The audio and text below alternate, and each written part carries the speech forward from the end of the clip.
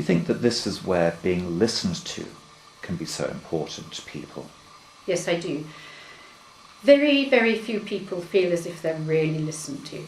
And that's partly a matter of time. It's partly a matter of the different kinds of new technologies, which mean that people tend to rattle off texts or emails without really thinking things through, which can cause all sorts of problems.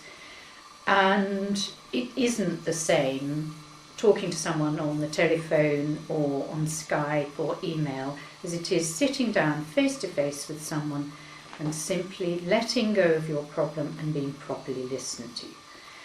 The kind of listening I'm talking about is called active listening. And it's a skill which quite a lot of people really don't have, because it is something that you're taught. Some people are naturally good listeners, but it is a skill. So one of the first things that you learn when you're learning how to listen is, I have no idea where this is going. These are the things that set apart a skilled listener. Yes. That make somebody able to hear and believe. Yes. What is it that's... I suppose the thing is that people need to feel that the therapist who is listening to them is listening not only to what they're saying, but to what they're feeling underneath. And that is one of the most important skills that you learn as a therapist, is how to listen to the feeling underneath the words, which may be at variance with the words completely, and then very often to say that you have heard what the person has been feeling rather than what they've actually said. Now, I usually try in the very first session to summarise what this person has said to me and to show that I have listened to the deeper undertones of what they've said. This gives people a fantastic feeling of relaxation, a sudden kind of letting go of tension that feels, at last, somebody has heard what I'm trying to say. The other thing is about belief. It's about believing people when they say things.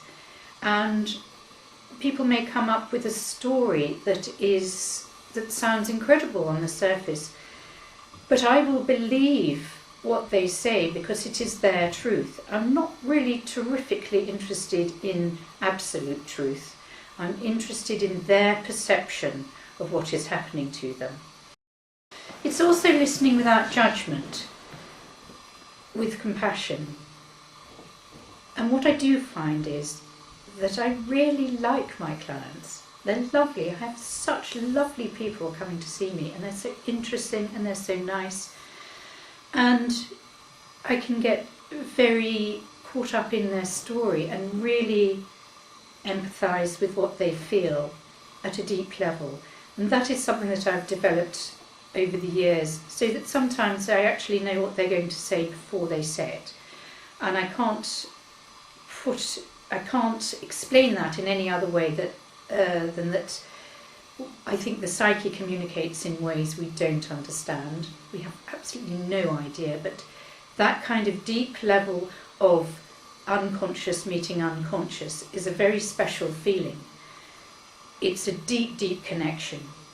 And I think interconnectedness and how we feel about each other and how we can love each other without judgment is a skill that people are only just starting to learn, and I feel are learning more and more.